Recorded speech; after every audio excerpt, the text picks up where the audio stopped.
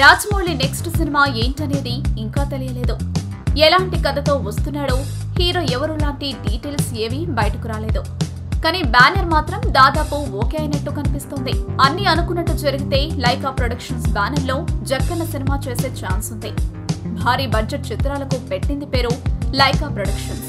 ప్రస్తుతం ఈ సంస్థ భారతదేశంలోనే అత్యంత భారీ బడ్జెట్ చిత్రంగా 20వ సినిమాను నిర్మిస్తోంది. ఇప్పుడు ఈ సంస్థ బాహుబలి 2 లాంటి చరిత్రను అందించిన రాజమౌళితో సినిమా ప్లాన్ చేస్తున్నట్టు తెలుస్తోంది. తాజాగా ఈ బ్యానర్ కు చెందిన క్రియేటివ్ హెడ్ రాజు మహాలింగంతో రాజమౌళి భేటీ అవ్వడం పుకార్లకు మరింత బలం చేకూర్చింది. అగ్రిమెంట్ ప్రకారం డివివి దానయ్యకు ఓ సినిమా చేయాలి రాజమౌళి.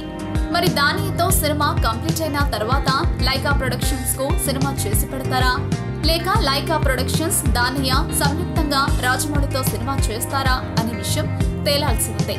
బాహుబలి విషయంలో కూడా భారీ బడ్జెట్ మూవీ కావడం వల్ల దానయ్యను పక్కన పెట్టాడు రాజమౌళి. ఎవరమ్మా? మైకల్. మదన్. కామరాజు. ఏం చేస్తుంటావు? నేను మీ ఫేవరెట్ ఆర్జే తోప్పుగాడు మైక్. మైకులు స్పీకర్లు ఎవరికి కావాలరా మమ్మల్ని తొప్పడానికి? ఎవరే దీనికి పని రాదు, వాడికి దీన్ని పడేయడం రాదు.